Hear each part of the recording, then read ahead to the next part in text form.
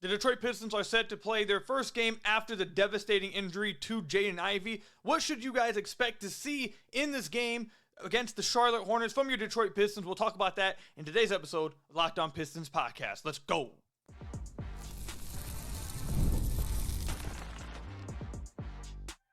You are Locked On Pistons, your daily Detroit Pistons podcast, part of the Locked On Podcast Network, your team every day. What's the deal? Welcome back to another episode of the Locked On Pistons podcast. Per usual, I'm your host, Kook Hill. You can find me over on Twitter at Kook Hill. I want to thank you guys for making Locked On Pistons your first listen of every single day. We are free and available on all your podcast platforms. And if you haven't already, please hit that subscribe button over at the YouTube channel. Around 50% of you guys who listen and watch the podcast are not subscribed. If you haven't already, please hit that subscribe button. We're on our way to 10,000 subscribers by the end of this season. So please go do that, or you can leave us a 5-star review. Whatever podcast platform you're listening to this on, that's another great way to support the podcast. And today's episode is brought to you by obvious FanDuel. The NFL playoffs are almost here, but it's not too late to get on the regular season action with FanDuel, because right now new customers can finish the season strong with $250 in bonus bets if you win your first $5 bet. Visit FanDuel.com to get started today. Later on in the podcast, I want to talk about, should the Pistons fan base expect Cade Cunningham to carry Detroit while Jaden Ivey is out? I want to discuss that. And there's been a lot of talk. I know it's only January, and I guess maybe saying only January isn't doing it justice, because we actually are coming up on this time pretty fast. I'm not going to lie. The season's gone by pretty quick.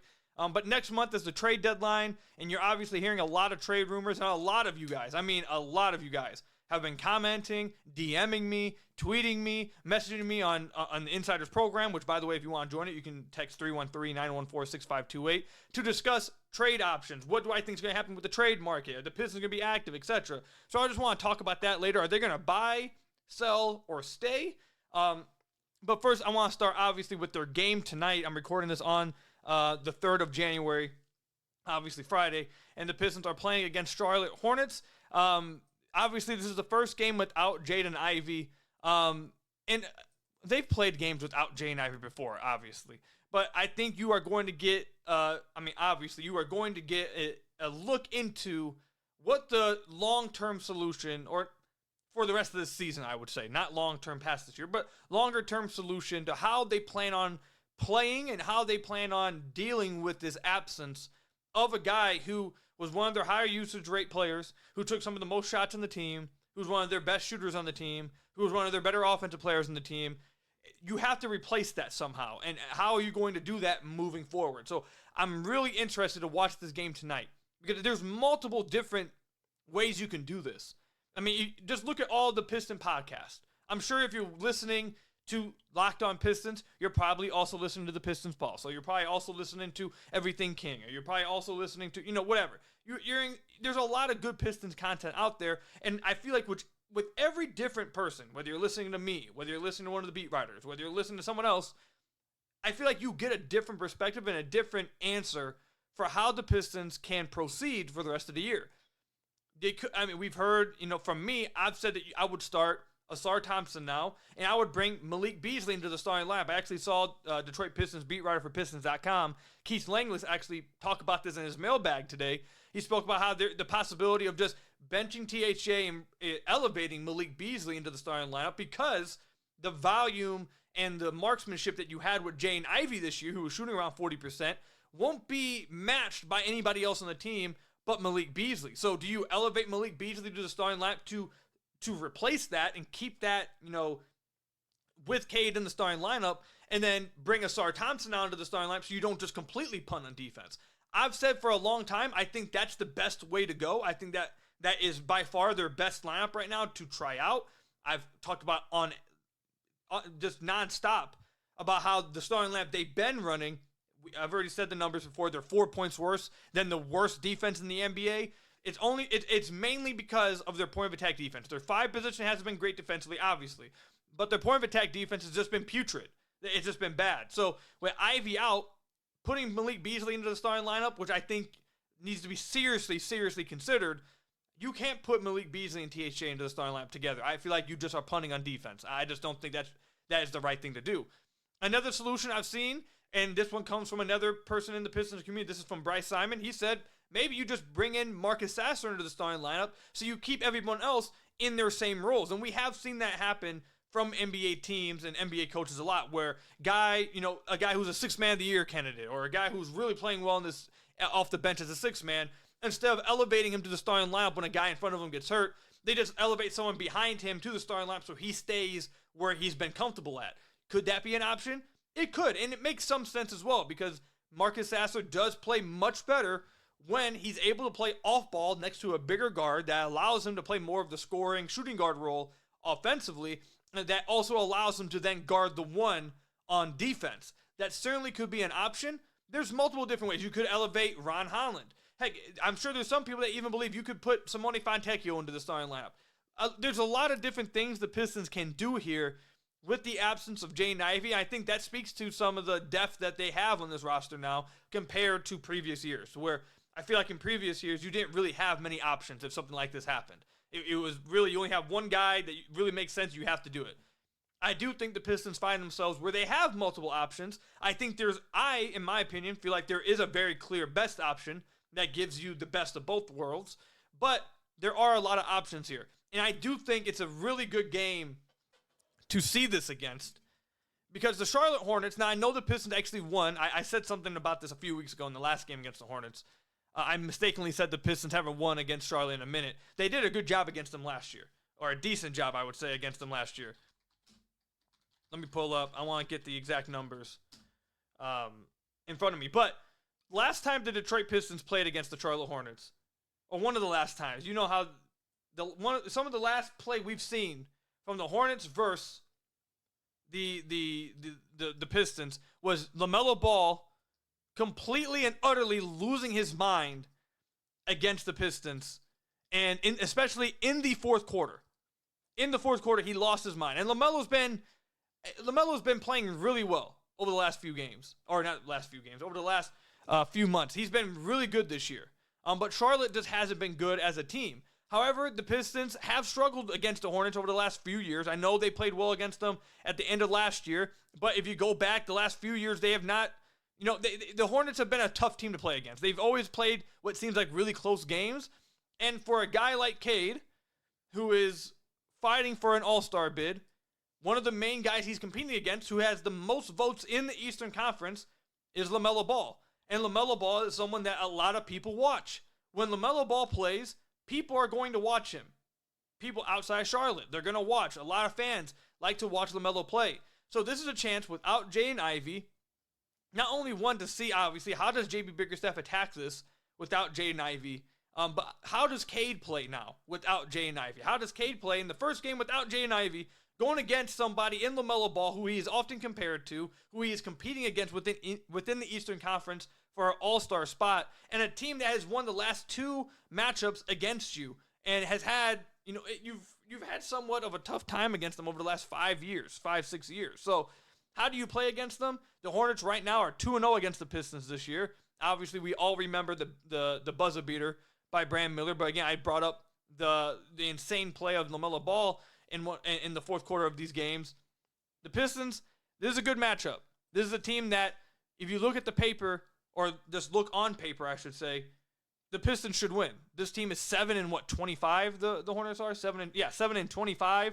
More than 8 games behind the Pistons. They've struggled all year. The Pistons are 15-18. They should be able to win this game. This is a game that they should think that they can win. But it's going to be interesting to see without Jaden Ivey and against a team that is a tough matchup for the Pistons, I think, because of their lack. Well, I think actually you'll see how much of a difficult matchup they are, because in the previous matchups you didn't have a Sar.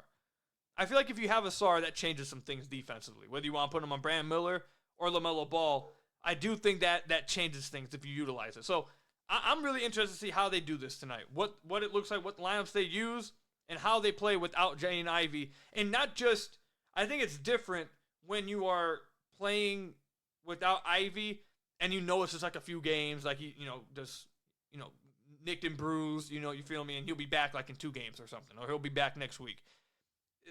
With the injury that they witnessed, some of the guys crying, feeling very emotional, and then hearing the news of a broken fibula, that is different. That's a different way you have to attack the games. You are now attacking games knowing that he's not going to be here for a while. So I'm interested to see it. Good matchup here, a fun matchup, I should say, here against the Charlotte Hornets. We'll see how it goes. We'll see if Cade can hold up against LaMelo, especially in the fourth quarter. And we'll see if the Pistons can get a win and also hold Brendan Miller to, maybe not a buzzer beater and not have himself flexing at the crowd every chance he gets.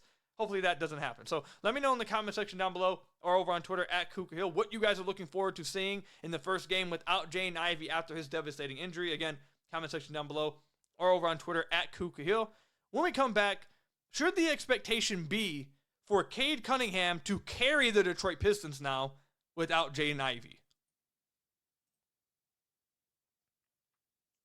The NFL playoffs are almost here, but it's not too late to get on the regular season action with FanDuel, America's #1 sportsbook. Because right now, new customers can finish the season strong with $250 in bonus bets if your first $5 bet wins. FanDuel has so many ways for you to pick up a W, and I love, one of my favorite ways of using FanDuel, is betting on which players will score a touchdown, how many points each team will score. It's absolutely thrilling, and I've been doing it since FanDuel became legal in Michigan. I've loved it. It's super easy to use, super self-explanatory, but obviously what's most important is that it's super fun to use. So visit FanDuel.com to join today. That's FanDuel.com for your chance at $250 in bonus bets. Make every moment more with FanDuel, the official sportsbook partner of the NFL.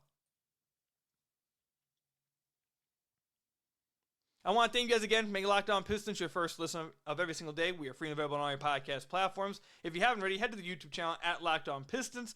Hit that subscribe button or leave us a 5-star review on whatever podcast platform you're listening to this on. That's another great way to support the podcast. Like we kind of talked about in the first segment here, obviously for the next few weeks, the conversation will be, how can this team play without Jaden Ivey? It's going to be really the main root of almost every single conversation we're going to have on the podcast. And actually, I had to call it audible real quick, everybody. I just got an update to my phone that Amari Sankofa has tweeted out a quote from the actual Jaden Ivey. From the actual Jaden Ivey. It looks like this was an Instagram post he just made. Of course, again, everything always happens when I click record.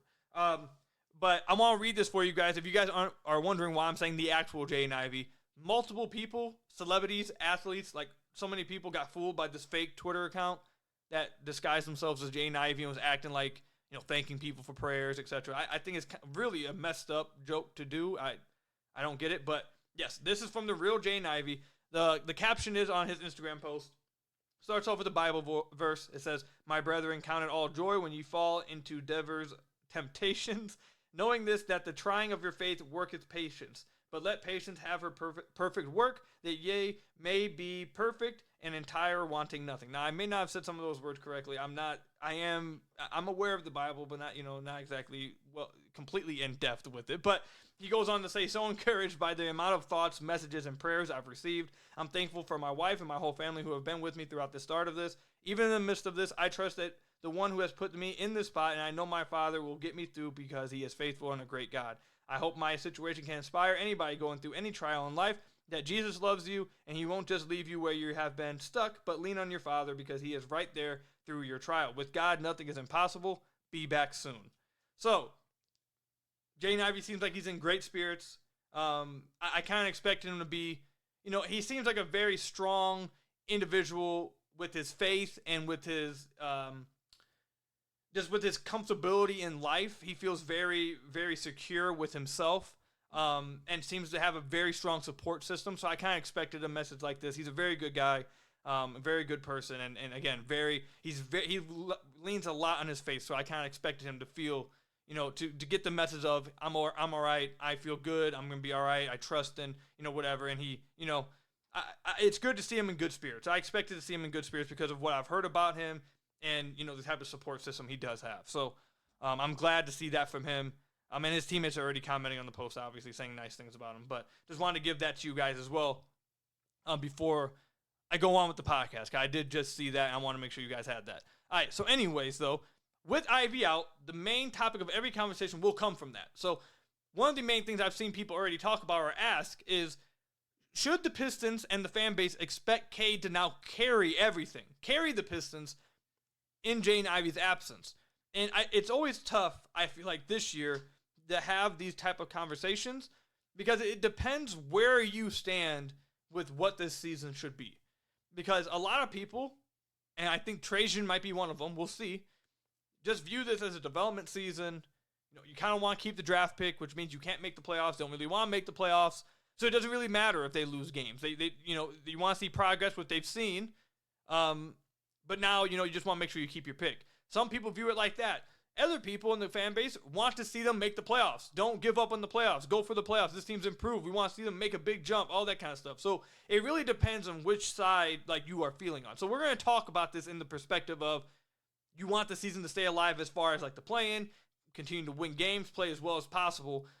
Does Cade need to step up for them to win games? That's the perspective we're talk about this in. And I think for me, I would say 100% yes. I would expect Cade, or I would want Cade, in my opinion, to start. I would say I would expect him to play more, or at least resemble more the guy that you saw at the end of the losing streak last year, where it felt like that he was shooting a ton each game, but he recognized that, okay, it has to be me, and I'm going to do everything I possibly can to carry this offense. I'm going to do everything I possibly can to score as many points as I can because the team needs me to. And that's not to say he hasn't been aggressive this year. He's averaging a career-high field goal attempts a game. He's averaging a career-high points per game this season. He's averaging a career-high usage rate. So that's not to say he's not already been that or has been more aggressive. It's not to say he hasn't been, that's not to say he's been relaxed or taking a back seat. That's not the case. I just expect him to now up that a little bit. I expect him to take north of, he's taking, 19.8 shots a game right now on the season. I'd expect him to get around 21, 22 shots a game. I expect him to average 25 plus per game. I expect him to be a lot more aggressive when looking for his own shots now that Jaden Ivey is out. Because I know the other side of the argument is just keep playing your game and let others try to get some of that usage and take up some of that responsibility and see if they can handle it. Which is, I think that's going to happen regardless. I think other players are going to get more minutes. Other guys are going to get more usage. They're going to see the ball a little more. But the guys I expect to get that type of usage and get the ball more and get a bigger chance aren't guys I expect. I don't think the team is expecting them to be scorers. I don't think that's what you're expecting to see from them. We talked about in the last episode, Malik Beasley has already given you, I think, everything he has. Expecting him to have, to untap some more stuff in his bag, I don't think that's realistic. He's given you everything he can have. This is the peak outcome, I think, of Malik Beasley, what he's been giving you this year. I don't think they want THJ to take on that load. I don't think anyone wants THJ to feel like he has to be the one that now has to shoot 10 more times. I don't think that's what anyone wants. Tobias, that's certainly a guy that you could say needs to step up, and that 100% would be the truth. But based on what we've seen this year, how realistic is that he can do it?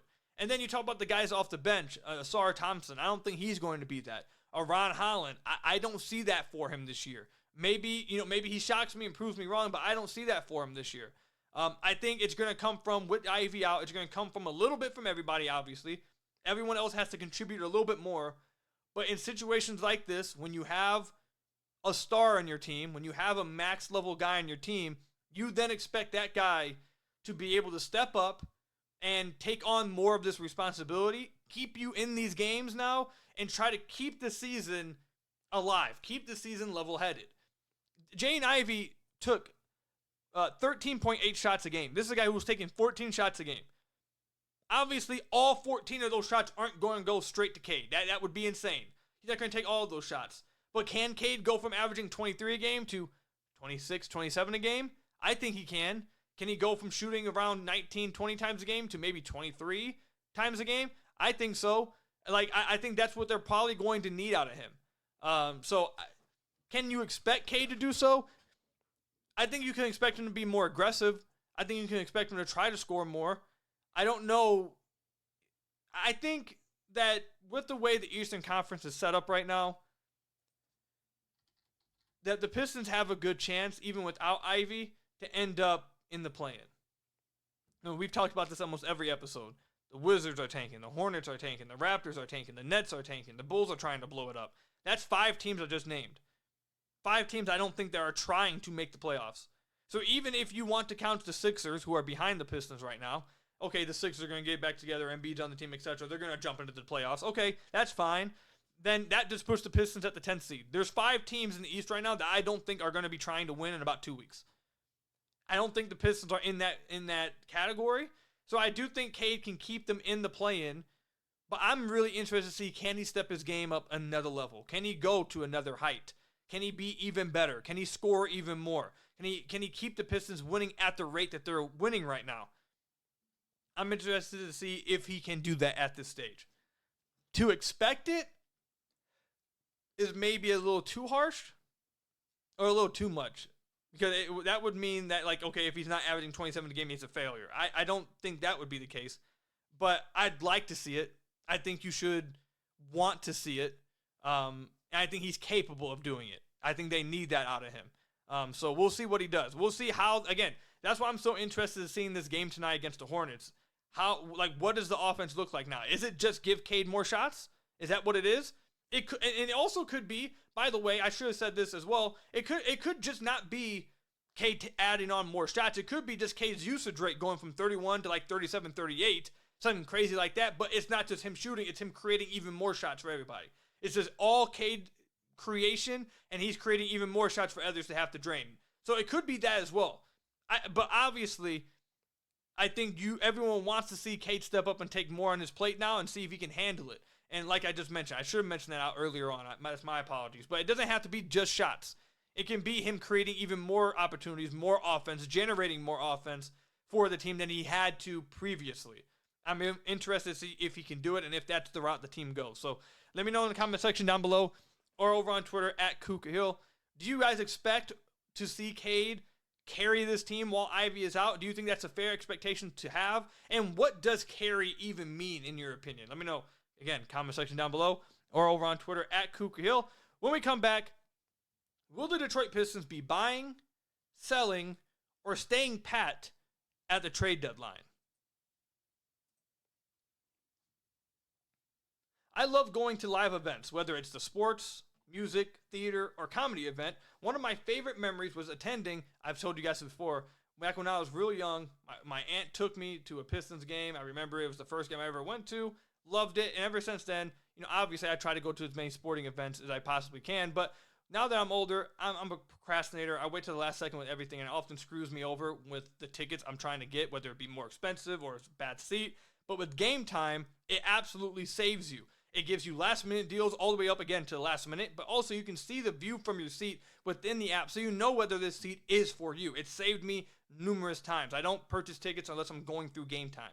And now Game Time has made it even easier to get tickets for your favorite events with their new feature, Game Time Picks. This feature filters out all the fluff to show you only incredible deals on great seats so you don't have to waste time searching through thousands of tickets. Take the guesswork out of buying tickets with Game Time. Download the Game Time app, create an account, and use code LOCKEDONNBA for $20 off your first purchase. Terms apply. Again, create an account and redeem code LOCKEDONNBA for $20 off your first purchase. Download Game Time today. What time is it? Game time. So I want to thank you guys again for making Locked On Pistons your first listen of every single day. We are free and available on all your podcast platforms. If you haven't already, head to the YouTube channel at Locked On Pistons. Hit that subscribe button or leave us a 5-star review on whatever podcast platform you're listening to this on. That's another great one or a great way to support the podcast. So this is something I've had so many people asking me about, and a lot of you guys keep asking, wanting to hear it talked about, So we'll discuss it even more here today. Are the Pistons going to buy, sell, or stay at the deadline? Should you be expecting the Pistons to buy and go out and make a big move? Should you expect the Pistons to get off their veterans, or do you expect them to just not do nothing at the trade deadline? I think this is where you have to be at. I think this is what at least you should believe. What you need to be aware of, I guess, is the best way to put it. In my opinion, everything comes down to what they decide to do with Malik Beasley. What they decide to do with Malik Beasley will dictate which way this trade deadline should go for the Pistons. Malik Beasley not only has been absolutely fantastic for the Detroit Pistons off the court, but obviously he's been great for them on the court. He's been a great leader in the locker room. He's been a great player for them. He's been a great leader off the floor. Guys love him. Guys like to be around him. He's been, I've said it multiple times already, he's been maybe the best signing I've seen the Pistons make in free agency for years. Like, he's been absolutely fantastic. However, this is the logistics of it that people need to understand. I can already see everyone getting upset. I can already see people just saying, well, obviously you want to keep him. Why are you just always trying to trade people, blah, blah, blah. That's not the case. This is what people need to be aware of. And I saw Keith Smith, NBA, talk about this the other day. I was listening to Bryce Simon and Omari Sankofa of the Pistons Pulse talk about this as well. Wanted to make sure I brought this to you guys as well, too. Malik Beasley is on a great deal for the Pistons, but it's only a 1-year contract for $6 million. So a great bargain deal, right? Fantastic. However, due to the CBA, the Detroit Pistons, it's not as if the Pistons can offer him however much they want in the offseason. That's not how it works. The Detroit Pistons can only offer Malik Beasley, if I understand this correctly, they can offer him the same amount any other team can offer him. There's a cap to how much they can offer him. I believe, if I'm understanding this correctly, it's the MLE. That's the most that the Pistons can offer him. It might be, if I'm misunderstanding it, it's a little bit more than the MLE, but either way, there's a cap on how much the Pistons can offer him. The Pistons need to have, I'm sure they're doing this already, need to have conversations with Malik Beasley leading up to the deadline. Because they need to make this aware with him and his agent and be like, okay, would that be enough for you to return? Would you like to return to the Pistons on whatever X amount of dollars, that the max we can get you? Because other teams can offer the equal amount and more.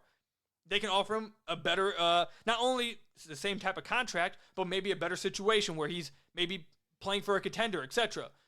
So they need to come to an understanding with Malik Beasley. Like, look, this is how much we can offer you this offseason. Would that be good?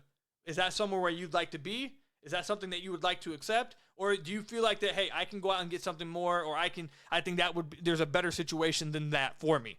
If that's the case, if Malik Beasley makes it clear to them, like, look, I love it here, but like, that's just not going to do it for me this offseason. I understand the logistics of it. I understand the CBA, all that, whatever, but that just wouldn't do it for me.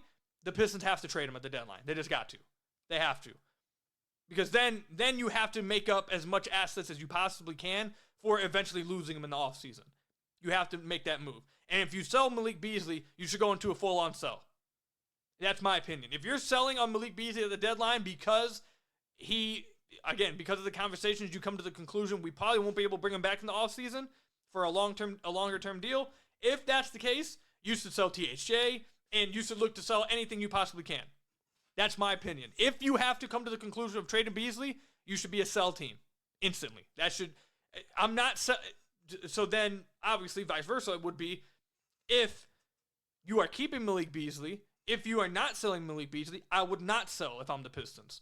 I would not be out there giving up players outside of maybe THJ if a team wants them and they want to give you like a few seconds for them.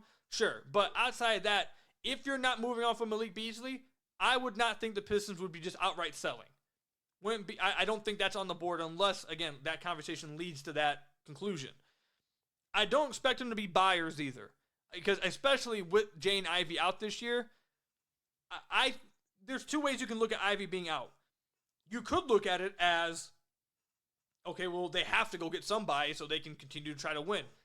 But like I've told you guys, I don't think that's how Trajan's looking at this season. I don't think he's looking at this season as, oh, without Ivey, we might not make it to the 7th seed. We have to go make a move to make a push up the standings.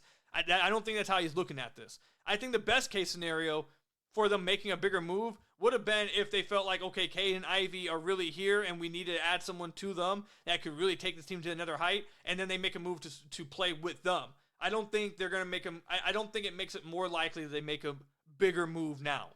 So I don't think that buying is necessarily on the board either. I think the most likely situation for the Pistons, if you want me to be honest, is them staying. I think it's a very possible a very high possibility that the Pistons leave the deadline with the exact same team they had before the deadline. I think that's incredibly possible.